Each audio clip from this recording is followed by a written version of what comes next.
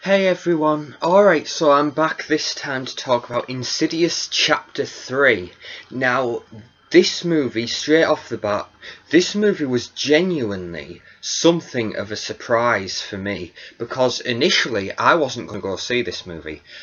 I didn't fancy it, because I thought, Insidious 2, that finished the Lambert story off, so there's nothing else really, I thought carrying on the series, making more movies would just be pointless. However, I was talked into going to see it, and I should be very grateful to those who did, in fact, convince me to go to see it, because this movie was pretty great actually.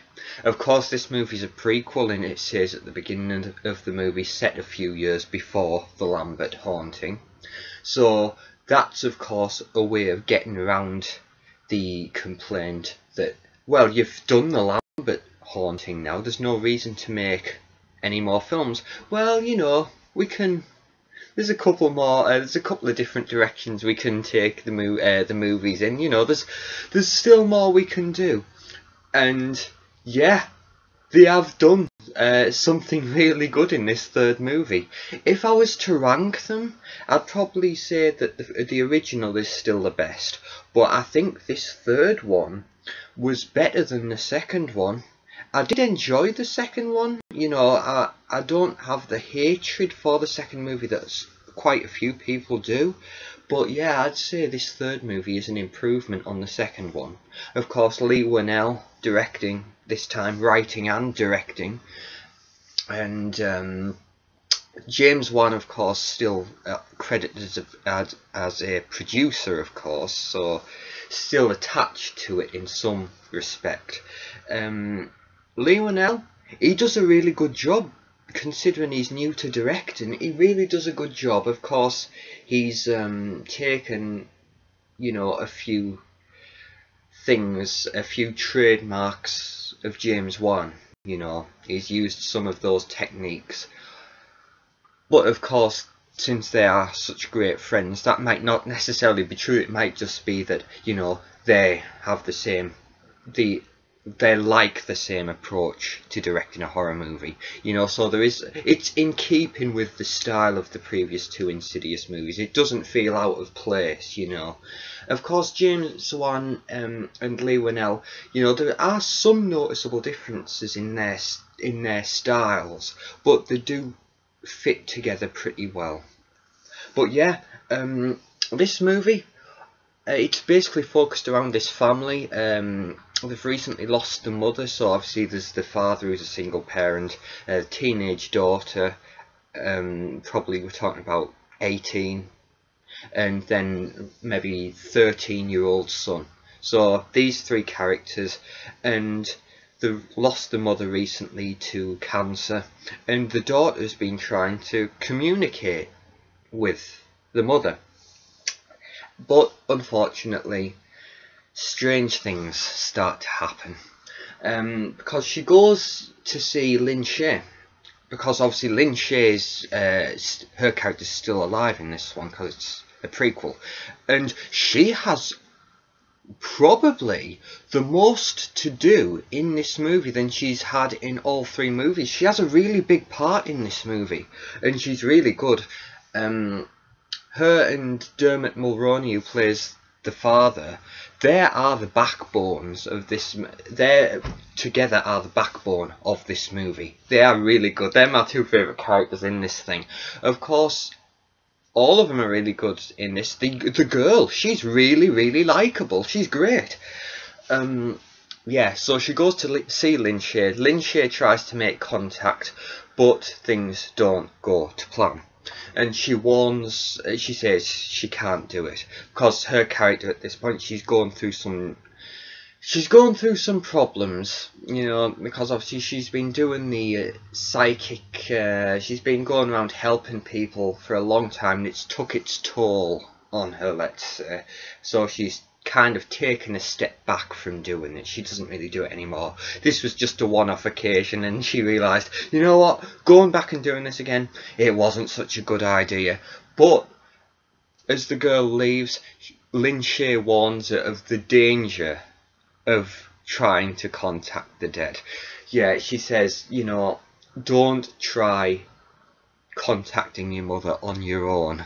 You need professional help, because when you call out to one of the dead, all of them can hear you. We get, I think we get that line in one of the trailers. But yeah, and then shortly after her visit to Lin Shaye, strange things start to happen, of course, and that's where things really get interesting. Now, I don't really want to go much more into that because I don't want to give anything away. But there are a few familiar faces who turn back up, who we've seen before.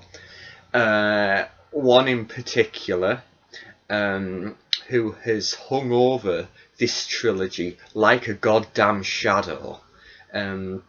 Yeah. And that's all I'm gonna say.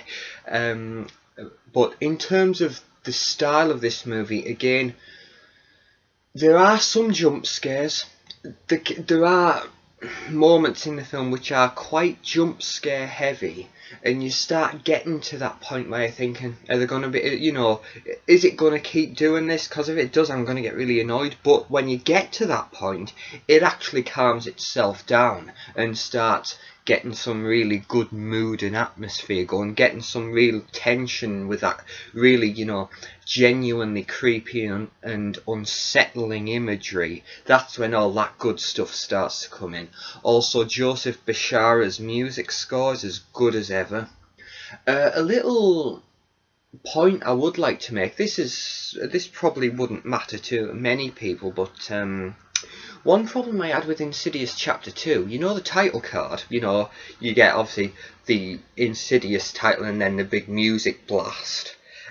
And then it was followed in the second one by this really anticlimactic Chapter 2, which the way it followed on from the big music blast of the Insidious title card and then Chapter 2.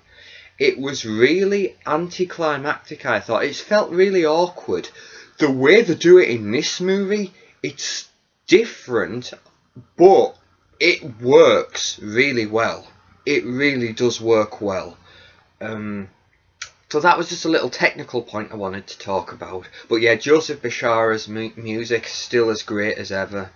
And great mood, great creepy imagery. As third movies go, this is really solid. This really is good. It really is. And of course, Lee Winnell, you can tell his passion for it's still there. Again, this wasn't something thrown together really to make money. You can tell everyone involved wanted to make a good movie. The acting is really great in this, as horror movies go. Yeah, everyone's still putting the effort in. Lin Shaye and Dermot Mulroney and the actress playing the lead girl in particular. Yeah, but yeah, it's a nice prequel. I think that if you hadn't seen any of the Insidious movies before, it might work quite well to actually watch Chapter 3 first and then go watch the first one, because I think that'd work quite well. But yeah, I recommend this movie. I really enjoyed it a hell of a lot more than I thought I was going to. This was a genuine surprise, and I hope if you guys have already seen it, I hope you guys enjoyed it. I hope if you're thinking about going to see it, I hope this video's helped you to make a more informed decision. And if you do decide to go see it, I hope you guys enjoy it too. So yeah, that's pretty much been my review of Insidious Chapter 3. It was surprisingly great.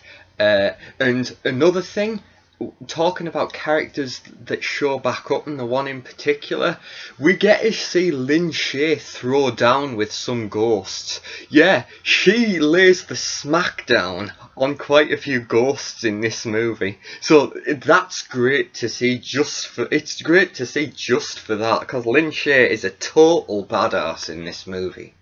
But yeah, that's my review. Thank you for watching, guys. Thank you for sticking with me, and yeah, highly recommended.